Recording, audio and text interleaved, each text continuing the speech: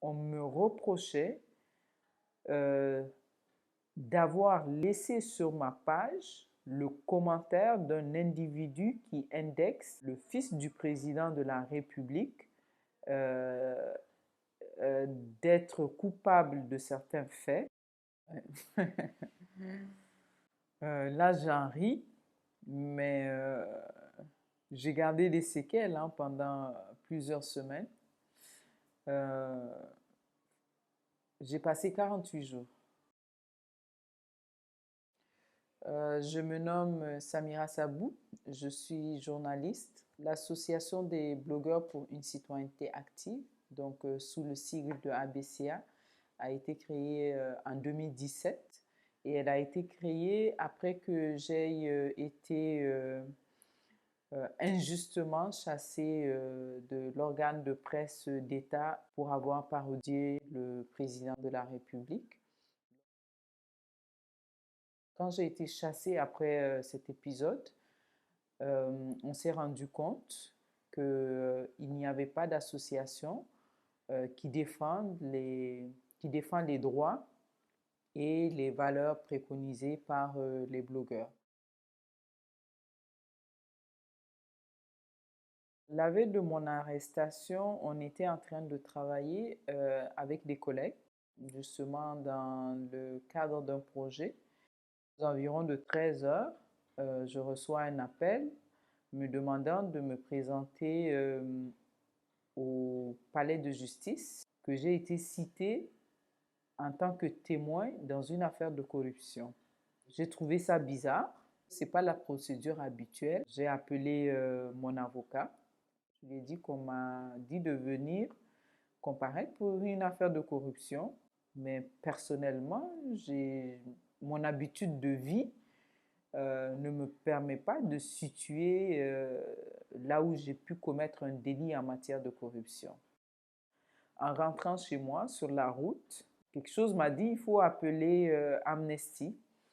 Il faut appeler Amnesty parce que j'étais désemparée, j'étais mal à l'aise, j'étais inquiète, j'avais peur, je ne savais pas ce qui m'attendait le lendemain. Quand j'ai appelé Amnesty, c'est là qu'on m'a proposé de ne pas me présenter seule, mais d'aller avec un avocat.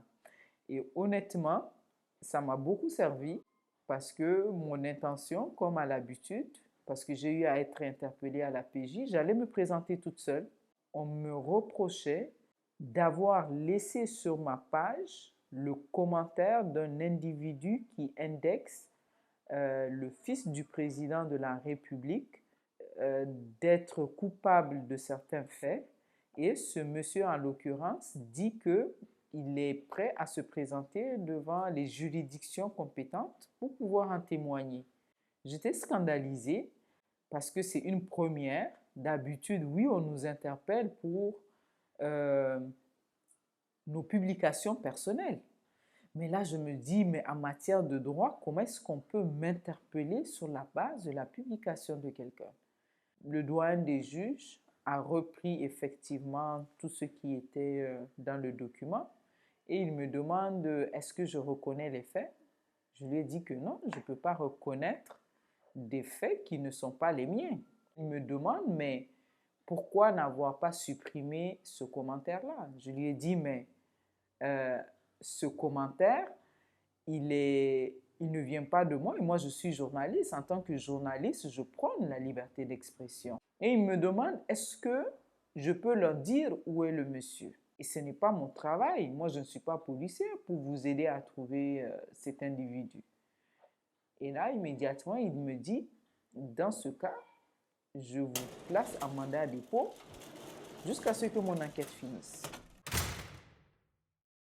Quand j'ai averti Amnesty, euh, on m'a dit, parce que moi je n'avais plus les moyens, quand j'étais arrivée en prison, on m'a dit que justement, avant même que je n'y arrive, l'information était déjà partout. Je me sentais un peu réconfortée, je me disais que bon, quelque chose peut se faire. On était une trentaine qui dorment sous des tôles, donc presque à la belle étoile. La première semaine, il a plu, bourrasque de sable, de vent, la pluie. On était obligé parce qu'on dort à même le sol sous ces hangars. Et on nous apporte une natte. Et c'est à nos familles d'apporter les nattes. C'est à nos familles de nous apporter des pots, là où on doit uriner. Donc, parce que justement, les toilettes, c'est pas tout le temps accessible. Et j'étais couchée sur la natte quand il a commencé à pleuvoir. Je pensais qu'on allait venir nous ouvrir les portes pour qu'on rentre. Et là, les autres prisonnières m'ont dit que non, on doit rester là comme ça. Je dis comme ça pendant combien de temps? Jusqu'à ce que la pluie finisse. Ils m'ont dit oui. Donc si la pluie prend 2 heures, 3 heures, 4 heures de temps, on est là, assis, recroquevillés. On ramasse nos baluchons parce que nos baluchons aussi sont à côté de nos nattes là où on dort. Je me suis dit que cette nuit-là, même des animaux, aujourd'hui il y a des animaux qui vivent mieux que moi, mieux que moi, et que ce sont des êtres humains qui m'ont amené là, prétextant que je n'ai pas supprimé le commentaire de quelqu'un sur ma page. Dès 6 heures du matin, les gardiennes viennent réveiller les femmes pour les faire balayer la cour et les alentours de la prison. Mais le premier repas que leur offre l'État, c'est à 18 heures. À 2 reprises, quand je dors, des rats sont tombés sur moi. J'étais enceinte. Et quand je me lève pour courir, je ne sais même pas quand est-ce que mon pagne... C'est drôle hein, quand je le raconte là. Mais quand je le vivais sur le moment, je me dis que je vais mourir ici. Je n'avais pas de radio, je n'avais pas de télévision non plus. Certes, j'avais des journaux. À travers les journaux aussi, je voyais souvent les communiqués de Amnesty. Et le fait de les voir euh, me réconfortait parce que je savais qu'on ne m'avait pas oublié.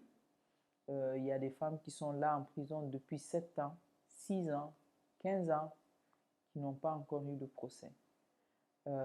Et justement, ces prévenus-là me disaient que toi, tu es au moins chanceuse parce qu'on parle de toi.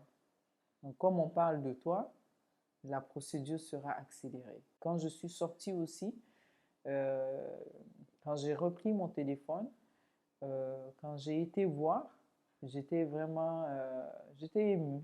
J'étais émue et ça, c'est encourageant.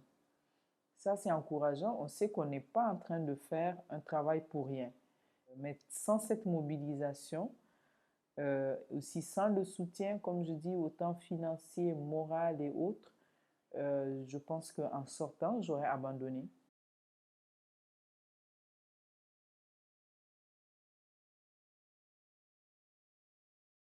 Quand j'ai entendu le verdict, je me suis mise à sauter, malgré ma condition. J'ai touché le sol avec mon front. J'étais en train de crier, hurler de joie. Le calvaire était terminé. Le calvaire était terminé. On continue comme si de rien n'était, mais honnêtement, on est comme des animaux apeurés, quoi. Est-ce qu'on a le droit de s'exprimer? Est-ce qu'on a... Je pense qu'il n'y a plus aucun droit. La société civile n'est plus autorisée à manifester. Et pourtant, ailleurs dans le monde, on a vu que malgré le coronavirus, les gens continuent quand même à avoir le droit de sortir et de manifester.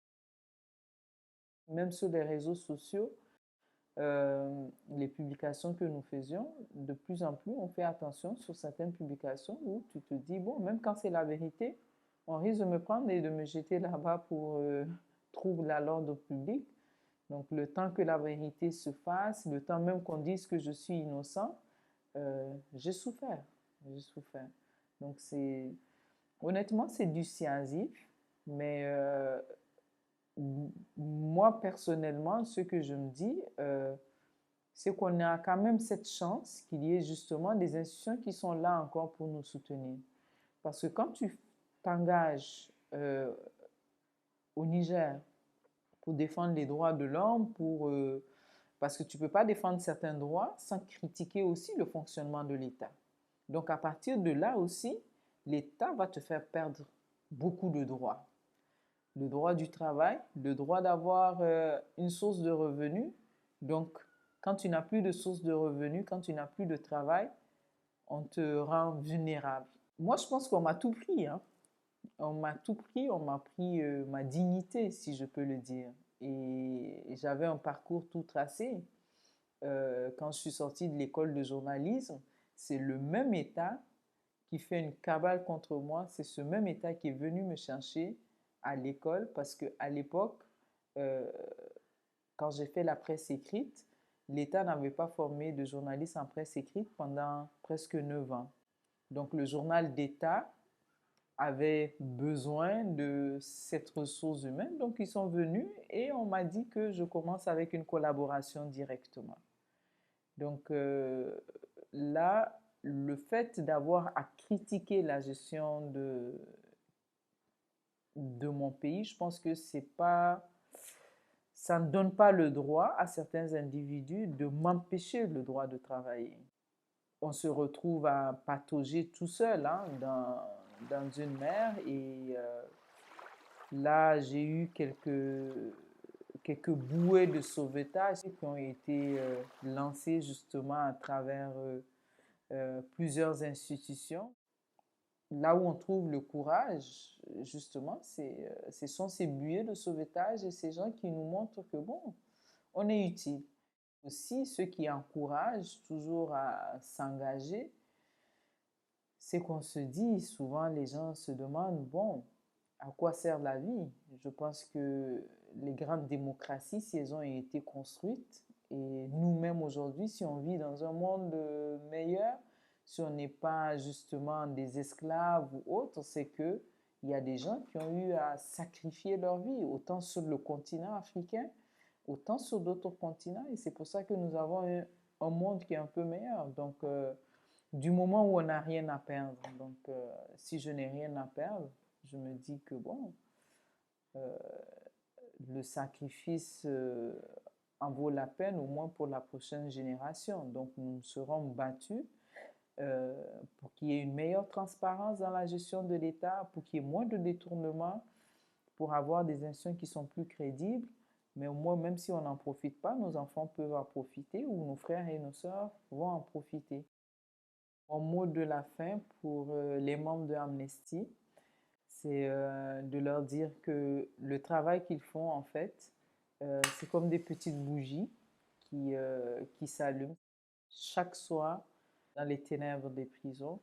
C'est une forme aussi de soleil permanent quand on est à l'extérieur, de savoir que quel que soit notre engagement, il y aura toujours les rayons du soleil. Donc ces institutions qui seront là pour nous dire que quelles que soient les ténèbres de la nuit, le soleil va se lever. Sans vous, les hommes qui sont là en train de torpiller ceux qui veulent une équité sociale auront toujours raison parce qu'ils ont les moyens de l'État, ils ont les ressources aussi de l'État, qu'elles soient soit les ressources humaines, les institutions et autres. Et en fait, vos institutions créent un équilibre.